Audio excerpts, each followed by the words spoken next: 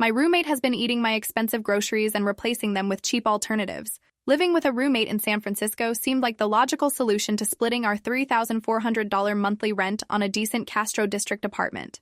What I didn't expect was to discover that my food budget had been unknowingly subsidizing someone else's gourmet lifestyle while being painted as the villain in the process. It started with subtle things that made me question my own memory. My Blue Bottle coffee beans, the good stuff that cost $28 a bag, would taste noticeably weaker some mornings. My Greek yogurt seemed thinner than usual. The artisanal sourdough bread I'd splurged on from Tartine would go stale faster than it should have despite being stored properly. Ashley, my 23-year-old roommate, always had perfectly reasonable explanations. Maybe the coffee shop had changed their roasting process. Perhaps the yogurt brand had modified their recipe. Bread quality was inconsistent everywhere these days, wasn't it? Each time I brought up these discrepancies, she'd give me this concerned look, like I was developing some kind of food-related anxiety disorder. Meanwhile, she'd been crafting a Naiminadites entirely different narrative about me to our mutual friends. According to Ashley's version of events, I was this insufferable food snob who obsessed over organic labels and made condescending comments about her shopping choices. She painted herself as the victim of my supposed elitism, sharing stories about how I'd allegedly lecture her about the benefits of grass-fed butter or roll my eyes when she bought generic brand items. The breaking point came last Tuesday when I opened my refrigerator to grab ingredients for dinner prep and found my $30 aged Vermont cheddar had somehow transformed into pre-sliced Kraft singles. Same spot in the fridge, same approximate quantity, but definitely not the same cheese I'd carefully selected from Rainbow Grocery 3 days earlier. That's when I realized I wasn't losing my mind. Something deliberate was happening to my food, and Ashley's concerned expressions weren't as innocent as they seemed. The pattern was too consistent to be coincidental, and her explanations were starting to feel more like deflection than genuine confusion. Update.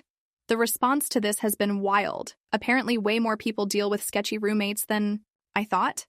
For those asking, yes, I kept all my grocery receipts. And no, I didn't want to believe what was happening either. Should I have trusted my instincts sooner? The whole situation with Ashley hadn't started out toxic. When we connected through the UCSF Housing Board 7 months ago, she seemed normal enough. A communications major at State, worked part-time at Urban Outfitters, claimed she was super chill about sharing space.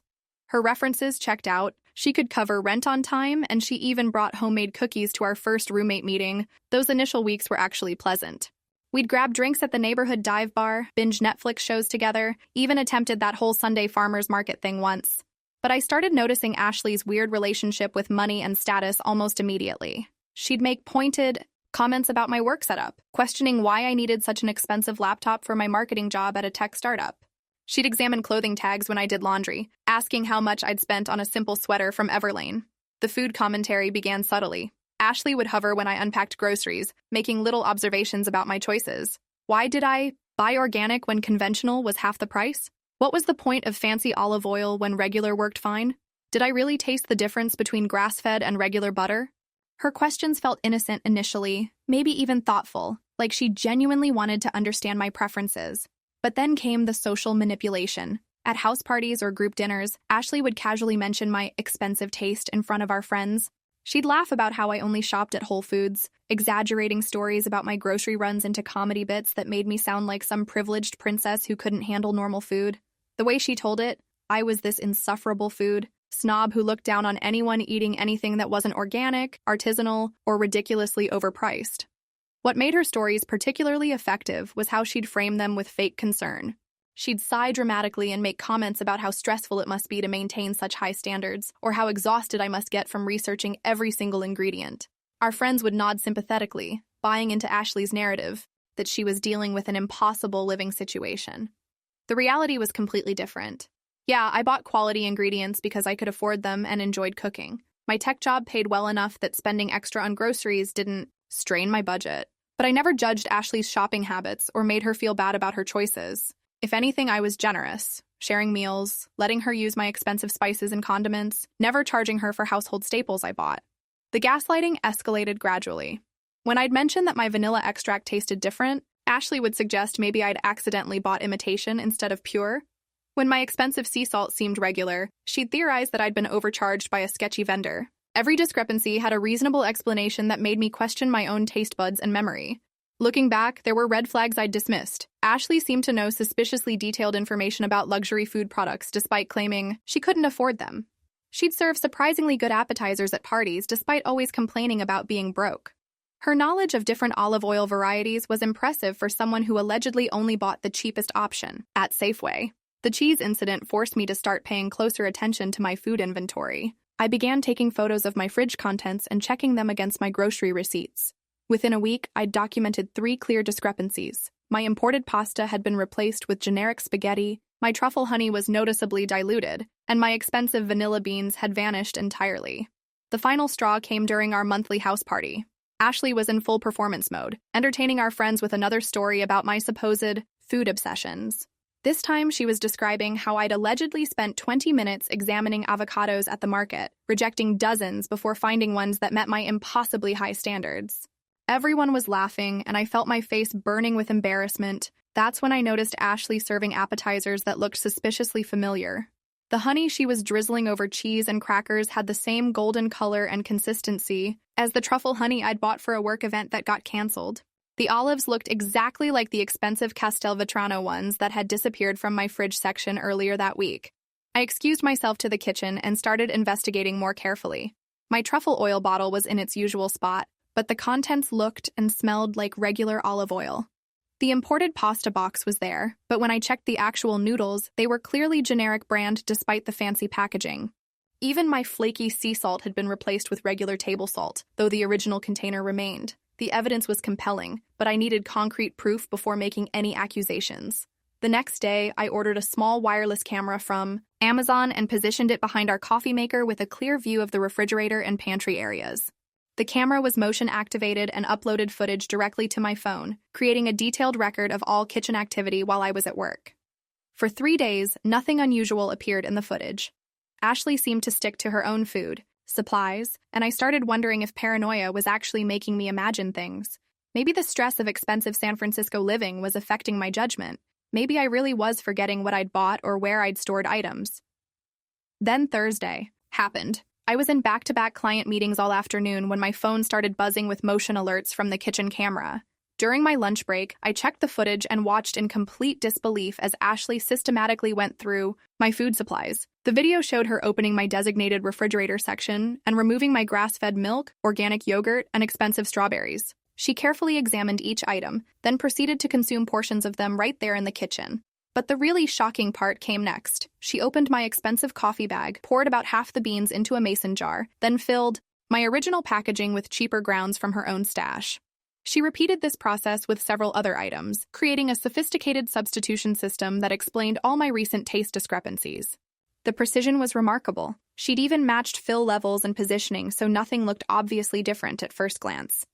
The whole operation took about 20 minutes, and Ashley moved with the confidence of someone who'd done this many times before. She cleaned up meticulously, wiping down containers and repositioning items exactly as they'd been. Without the hidden camera, I never would have caught her. That evening, I confronted Ashley in our living room with my laptop open to the damning footage. Her reaction was a masterclass in deflection and manipulation. First came complete denial, claiming the video was somehow edited or that I'd set her up. When that didn't work, she switched to justification, arguing that since we were roommates, food should be shared equally regardless of who purchased it. Update.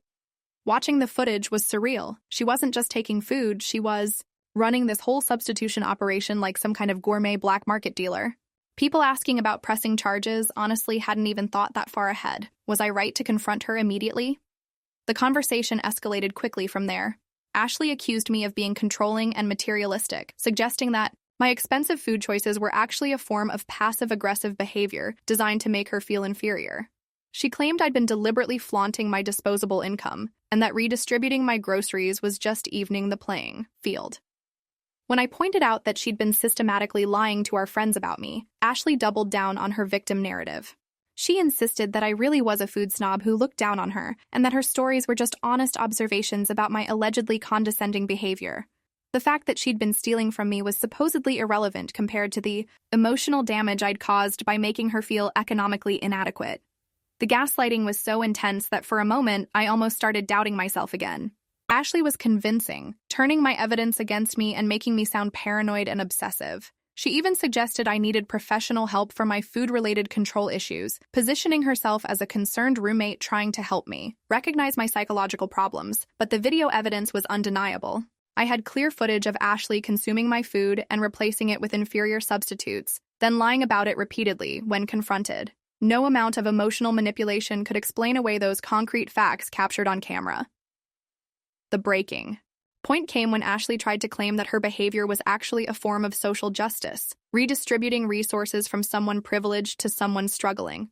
She painted her systematic theft as some kind of righteous rebellion against economic inequality, completely ignoring the fact that she'd been deceiving me for months while simultaneously destroying my reputation among our friends. The next morning, I shared selected portions of the video footage with 3 of our closest mutual friends, the same people who'd been listening to Ashley's stories about my supposed food snobbery for months. Their reactions ranged from shock to embarrassment to genuine anger on my behalf. Sarah, who'd been particularly sympathetic to Ashley's complaints about living with me, was mortified that she'd believed the manipulation for so long. She admitted that Ashley's stories had seemed dramatic but believable, especially since I never defended myself or offered counter-narratives. The video evidence completely shifted her understanding of our living situation. Mike, who worked in tech like me and understood grocery budgets, was furious about the whole deception. He'd actually started avoiding food-related conversations with me because Ashley had convinced him I was judgmental about people's eating choices.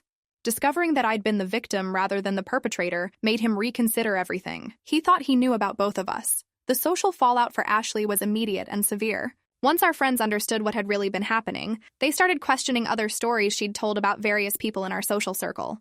Patterns emerged. Ashley apparently had a history of creating dramatic narratives where she was always the victim of someone else's supposed privilege or pretentiousness. More importantly, people began remembering incidents that made sense in the new context.